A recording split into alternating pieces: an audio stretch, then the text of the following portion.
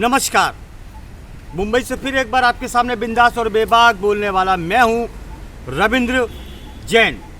आरोप प्रत्यारोप की ये गंदी राजनीति, ये दुकानदारी, सत्ता पक्ष और विपक्ष की ये दोगली राजनीति,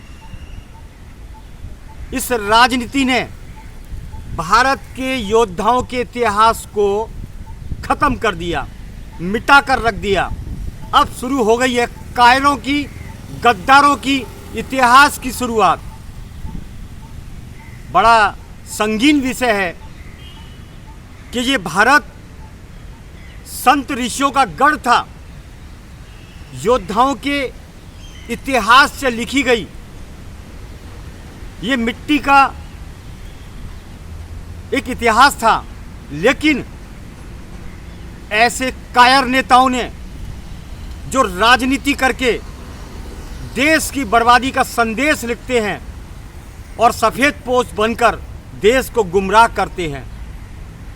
कड़वा सच, जितने भी दंगे फसाद, आगजनी, बलात्कार भारत में होता है, वो पक्ष विपक्ष की एक ऐसी गंदी राजनीति और खौफनाक सच है जिसके बारे में जनता बिल्कुल अनभिज्ञ है।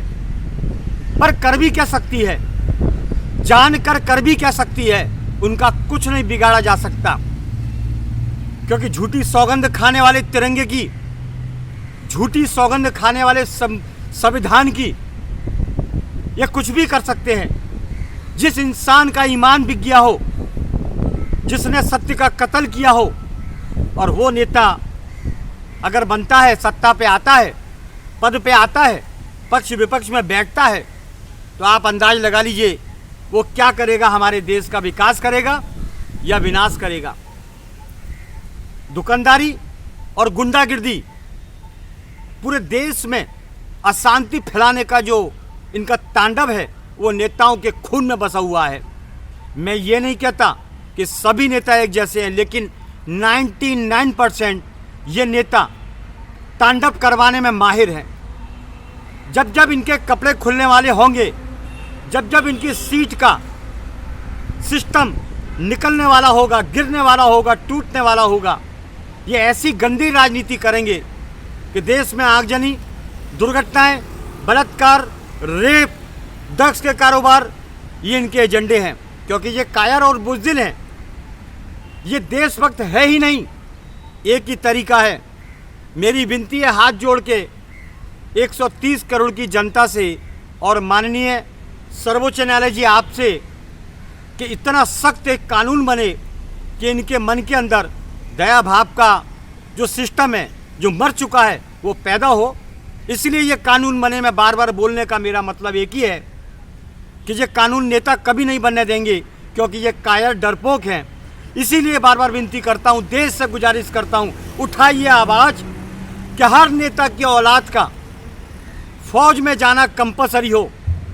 जिसकी औलाद फौज में जाएगी वही राजनीति करेगा, वरना ये दुकानें बंद कर दी जाए, सख्त कानून बनाया जाए, हर नेता की औलाद को फौज में जाना कंपलसरी किया जाए। जिस दिन ऐसा शुरू होगा, ये कानून बनेगा, आप देखिए देश में गुंडागिर्दी, लफ्ज़े हाथ, तारीख पे तारीख, आगजनी, बलात्कार घटनाएं 100% बंद हो जाएंगी। क्योंकि उन्हें मालूम है हमारी औलाद बॉर्डर पे है, लड़ते लड़ते कभी भी गोली लग सकती है। इसीलिए हमें भी अब सावधानी बरतनी होगी। यह है सिस्टम। जब इनकी औलादों के ऊपर ऐसी घटनाएं घटेगी, इनके दिमाग के ताले तभी खुलेंगे, क्योंकि इनको फर्क नहीं पड़ता है। ये बहुत मोटी चमड़ी के अंग्रेज और बाबर के ज़माने के लोग हैं। इस समय एक ही व्यक्ति ठीक है जो परम हिंदुस्तानी है, देश और धर्म की एक डोर में बंधा हुआ है। वो भी राजनीति करता है, वो भी एक व्यक्ति है, वो भी एक इंसान है। पूरे भारत के अंदर एक ही डंका बजता है कि अब तो योगी को लाओ और देश को बचाओ, योगी को लाओ और देश को बचाओ। क्यों? और कितने सारे जो नेता है उनकी भीड़ है, भेड़ियों की भीड़ का झुंड, वो क्या करता है इससे अंदाज लगा लीजिए आप कि योगी की डिमांड पूरी दुनिया में बढ़ी। इसका रीजन है सामने, उन्होंने न्याय किया, तारीख पे तारीख दे के अपने देश का पैसा बर्बाद नहीं किया, जो गलत है उसको ठोक दिया। इसी को कहते हैं न्याय व्यवस्था और सच्ची देशभक्ति।